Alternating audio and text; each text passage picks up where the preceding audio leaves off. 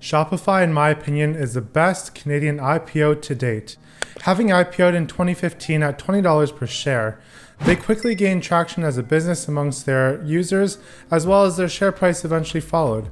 So much so that the share price actually shot up to $200 within a couple years. And at that point, they were faced with adversity from Andrew Left, who was reporting for Citron Research. And he had a huge bearish case against Shopify, claiming that Shopify was just a bunch of dropshipping businesses and their business in the long run was not sustainable. And he was kind of correct about this, because if you went onto YouTube at that point in the 2017 period, you would see so many tutorials on how to dropship using Shopify and make millions. And for this reason, the stock traded sideways between $120 to $200 for quite a while. But as the story continued to unfold, Andrew Left changed his position as he saw Shopify grow as a company and capture a lot more customers in the Shopify Plus category. And this caused the stock to skyrocket from $200 all the way to $500 within a couple of months. And at that point, I was actually a shareholder. I bought in before this whole Andrew Left business around $120, and I sold my shares at $250 and $320. And that was one of my biggest regrets in the stock market, not being able to hold on to my shares. I already sold a chunk at $250 for a 100% profit. However, I should have held the rest because I did believe in the business long term. I myself was actually a user of the product, trying to dropship back in 2018 or so, and I epically failed.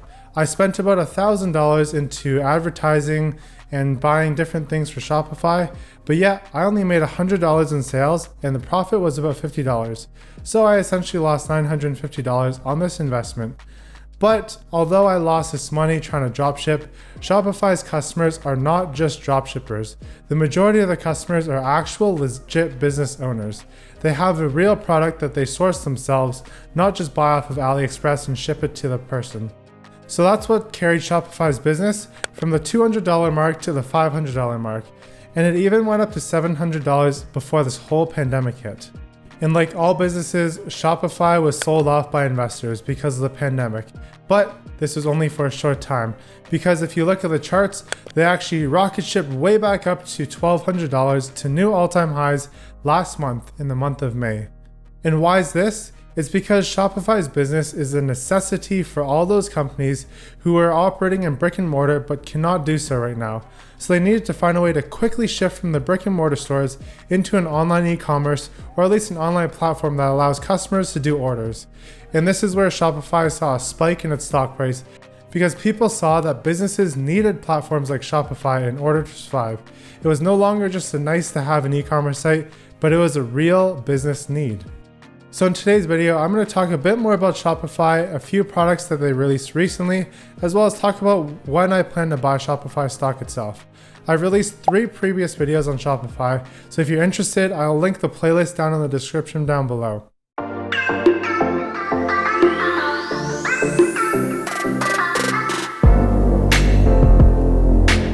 Welcome back to The Fire Grind. My name is Daniel, and on this channel, we talk about personal finance, but really we mainly talk about the stock market and how I'm investing in the stock market and doing some company analysis. So jumping over to Shopify as a business, we can see that recently Shopify had a conference called Shopify Unite, which is usually their big event each year where they reveal a lot of different products. The CEO speaks about plans in the future in terms of product development, and we get a lot of exciting news out of the company. So this year, like all years, they announced something new. And one of the things that I found really neat about the products that they released is Shopify Balance. And this is just one more piece to their ecosystem that they're adding. And we know that companies with an ecosystem are the ones that generally win. Take a look at Apple, for example. They have an amazing ecosystem with hardware and software products that help complement each other and just tie everything together. Like their MacBooks and their iPhones, iPads, they all sync together. You can message across them, as well as playing music into your HomePod. And having Apple Music on this just makes the whole experience so sweet. And not to mention, there's also other things in the Apple ecosystem, such as their AirPods and their Apple Watch, especially the AirPods, which connect lightning fast when you just stick them in your ears. And that's one thing that Android users will never really get with Bluetooth. Another example of this is like Amazon. Amazon has you pay some sort of yearly fee, which is their Amazon Prime fee, and you get a bunch of different services. So when you're sucked into the Amazon ecosystem, you're basically going to be shopping on Amazon.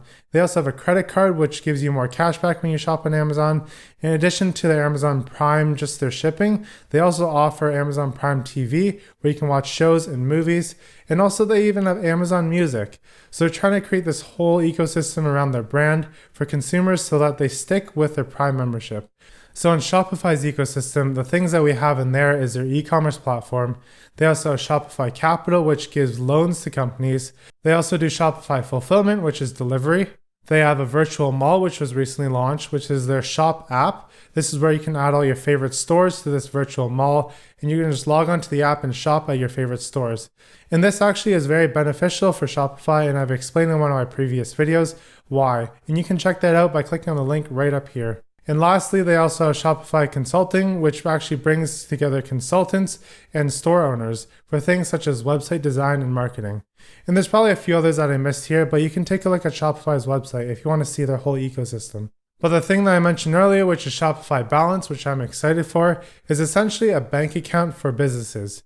And Shopify rolled this product out because they found 2 in 5 businesses are actually in need of a bank account. They likely currently use their own bank account, so their personal account, to do business.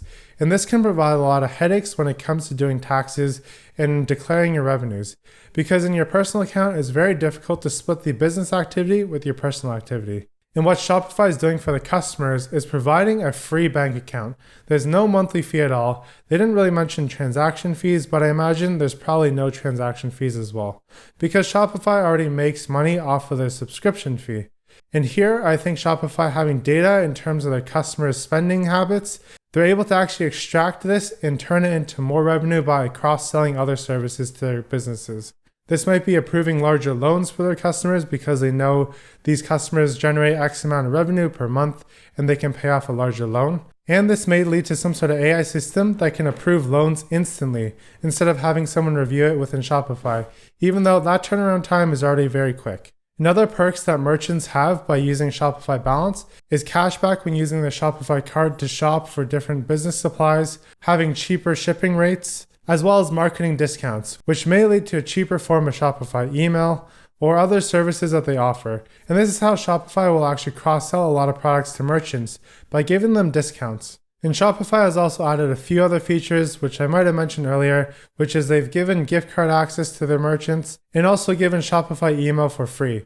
And Shopify email is actually new because they used to be integrated with MailChimp. However, that partnership disintegrated and Shopify decided to develop their own email service in-house. The next thing I want to talk about is Shopify versus Amazon and how both these businesses can exist. When I look at both these businesses, I see Amazon as more of a marketplace where people can go there and get reasonably priced goods and have a very short shipping time. I think this is great for people who are just looking to buy off of Alibaba and just mass sell on the Amazon platform.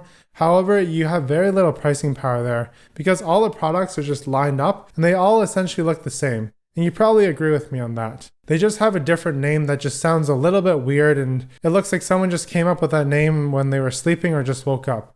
There's really no branding behind a lot of these products. However, what Shopify provides their merchants that Amazon doesn't is a way to brand your store. So the fact that you can have a storefront, at least an online storefront, is a way for you to show customers what you're made of. So the pictures that you put, the different fonts that you use, all tell a story. And I think as people, a lot of us love shopping based off of the story of the company. You take a look at Lululemon, and they're essentially just selling yoga leggings, and not many people were into yoga a couple of years ago. However, they use the power of branding to make yoga pants essentially a necessity for everyone who's doing fitness. So customers on Shopify are trying to do the same thing. They're trying to build out a brand and have some reputation with their customers and not really worry about their pricing power as much, but more so deliver a great experience to their customers and tell a story to their customers that resonates with them. And a lot of these businesses also don't sell products that are off of Alibaba. They usually do their own design, or at least they contract someone out to do something very custom, not just a generic product off of the Chinese website. So there's 2 very different types of merchants that these companies target. Amazon targets those people who are doing some private labeling, where Shopify targets those who want to build up a brand. So now what's my opinion on Shopify? And if you've been following this channel, I'm very bullish on Shopify. I even think that this company can go to $1 trillion one day. However, the real question is, am I buying Shopify right now? And the answer is, no, I'm not. I think their valuation is very rich right now. If you look at their price to sales ratio, it's 51. And historically, Shopify's price to sales ratio is usually around 19 to 20. And that's already very high if you compare it to Amazon today at a 4.46 price to sales ratio. So Shopify is trading at 10 times higher valuations than Amazon. But at the same time, people are bidding up this price because they believe the future growth of Shopify is a lot quicker than Amazon's. With the recent run-up though, in my mind, I'm not going to be buying Shopify because I think there is a chance that there's going to be a pullback. And when investing in growth companies, you can't throw the fundamentals out the window. You still have to look at valuation if it makes sense. And to me, right now, it doesn't really make sense to me how high it's trading at. But I'll give you an idea of what price points I'll be looking at to make an entry into the stock. If we look over the charts, I'm going to point out a few patterns here. And we're actually going to look at the US charts rather than the Canadian charts. The reason for this is the volume on the US is a lot more significant than the Canadian, so it tells a better story. But I'll be translating these US prices over to Canadian so that you guys can know, as Canadian investors, what price I'll be buying Shopify stock at in my WealthSimple trade portfolio. So if we look at the charts, it looks like there's a short-term falling wedge that may be forming, and this could bounce off the 50-day moving average. And this is just speculation here based off of patterns. These don't always happen, but they are patterns for a reason, and they often do happen in stocks. So I think that if the stock price touches the 50-day moving average, this might be a good starting point for me to start averaging in. I might buy one share, but I'm not going to load the boat. Another support level that I'll be looking for if Shopify drops to is the 670. And this is around $900 Canadian. This is still fairly rich. It might be at around a 45 to 48 PS ratio. However, I think that this support level could hold, and this would be me starting my position back into Shopify. Again, I'm not going to be loading the boat here at $900 Canadian, but I might buy a share here or there. And if we look back at history for the best price points to enter in, we should look to the 200-day moving average. Every time the stock drops below to the 200-day moving average, it might stay there for a couple months.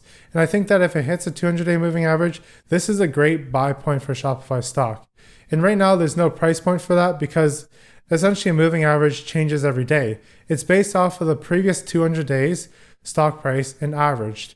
So I'll be looking for Shopify stock to drop back to the 200-day moving average, and that's when I'll be loading the boat. And essentially, I think I will be loading the boat there because I do believe in the business long term, and that's probably the best and safest entry point for me as an investor. So I'd love to hear your opinion on Shopify, whether you're bullish or bearish, and what price points would you enter in if you're looking to buy the stock. If you enjoyed this video, smash the thumbs up button, leave a comment down below just to let me know that I should continue following Shopify stock, and hit that subscribe button if you want to keep up to date with all my Shopify videos. And as well as I released my WealthSimple portfolio for you guys to see. If you want to check out that video, it's in the description down below. You can see what's in my portfolio. Keep up the grind and have a great day.